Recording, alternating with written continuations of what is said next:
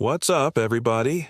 Welcome to my channel. This is your host, and today we are diving into another one of my favorite topics, and that is the relationship between sleep and pain. So if you guys have been around here for any amount of time, you know that I talk about this stuff all the time because it is so incredibly important when it comes to living well with chronic pain. So what we're going to talk about today is how poor sleep makes pain worse. But if you get good sleep, it can actually make pain feel better. Now, I'm not saying that we're going to eradicate all pain. What I am saying is there's a lot of research out there showing us that sleep really does play a big role in how we perceive pain. Now, this applies to people who have acute pain, so short-term pain, and then also people who are living with chronic pain, so long-term pain.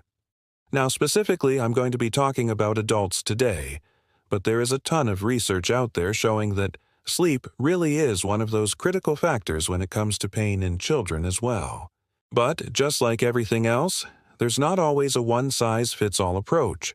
So some kids might not necessarily be affected by their sleep as much, and other kids might be hugely affected by their sleep and how it relates to pain. So why does poor sleep make pain worse? Well, there's a couple different reasons.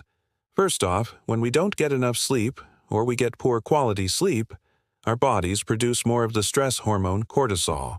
And when cortisol is elevated, it causes other changes in our body, which can include increasing pain perception.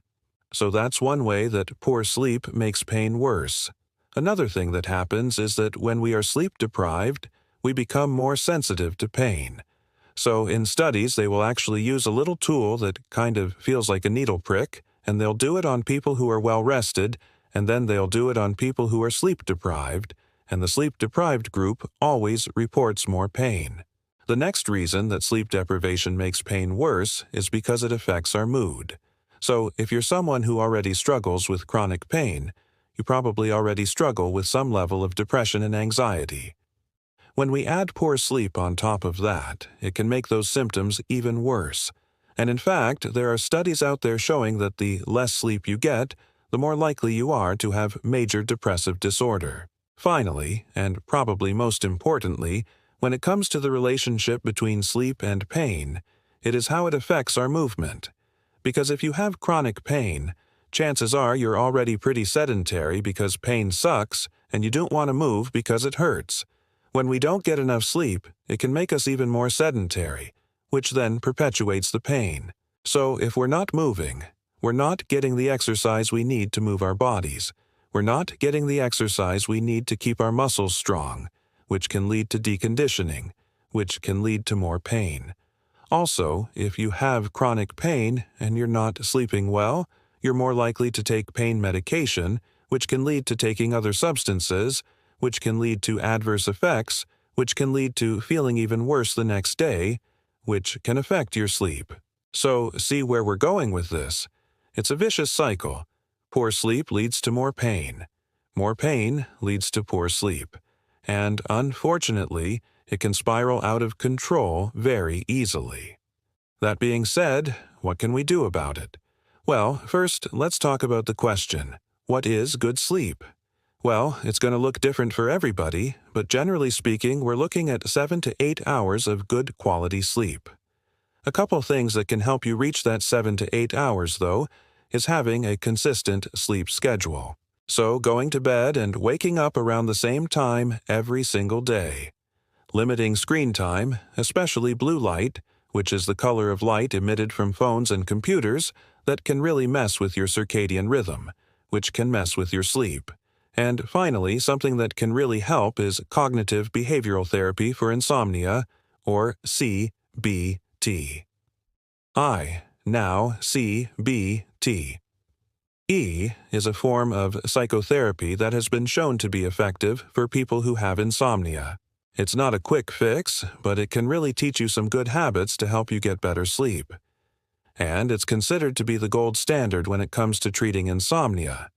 It doesn't use medication, it uses good sleep hygiene. In fact, I'm currently working on a course that teaches people how to implement CBTI principles to get better sleep. It's not done yet, but I will definitely share it with you guys when it is. So make sure you subscribe to the channel if you haven't already, so you do not miss that. But I want to emphasize that if you have chronic pain, when you go see your doctor, you ask for pain management. You need to ask for interventions that focus on sleep. You need to ask for interventions that focus on good sleep hygiene. You need to ask for interventions that focus on CBTI. Because once again, there are studies out there showing that if we get good sleep, it can actually make pain feel better. There are studies out there showing that if you get good sleep, you can decrease your pain intensity. There are studies out there showing that if you get good sleep, you can decrease the amount of pain medication you need to take. There are studies out there showing that if you get good sleep, you can improve your functional capacity, meaning you can move better. So when it comes to pain management, sleep should be one of the things we are focusing on. And I'm going to tell you right now, it can be really hard to ask for this stuff, especially if you're going into a clinical setting and you're working with someone who is maybe not as educated on the topic. So if you're working with someone who is not as educated on the topic, it's okay to bring in studies. I have a whole bunch of studies that I've talked about in other videos on this channel related to the relationship between pain and sleep. So make sure you watch those videos, save them, so you can refer to them when you're talking to your doctor. Bring in the evidence, bring in the research, bring in your own experiences, and try to work with your doctor to come up with a plan that focuses on improving sleep to help manage your chronic pain. That being said, it can still be really hard to get providers to take these things seriously. And if that is the case, you're not alone. In fact, I'm thinking about making a whole video on how to advocate for yourself when it comes to chronic pain, because it can be really hard, and sometimes you literally have to fight for your life, for your health, for your well-being. Now, I'm not telling you to be combative, but I am telling you to be assertive. I am telling you to bring in the research. I am telling you to educate yourself, and that way you can be your best advocate and hopefully work with your providers to come up with a plan that works for you. So, what can you do today to start getting better sleep? Maybe it's as simple as turning off your phone across the room, putting an Amazon Kindle on your bedside table and reading for 20 minutes before you go to bed. Maybe it's setting a consistent sleep schedule so you go to bed at the same time every night and wake up at the same time every morning. You guys have shared a ton of tips on this channel in the comments when it comes to getting better sleep. So please keep sharing them. I would love to hear your tips, tricks, and strategies. But I think the takeaway from today's video is that sleep plays a huge role in pain. And if you are someone who lives with chronic pain, you need to talk to your provider about developing a plan that focuses on improving sleep hygiene, improving CBTI skills, and if you are a provider who is listening to this, which I know some of you are, make sure you're taking sleep seriously when it comes to managing chronic pain because it really does play a huge role. Alright guys, I think that's it for today's video. If you liked this, please give it a thumbs up.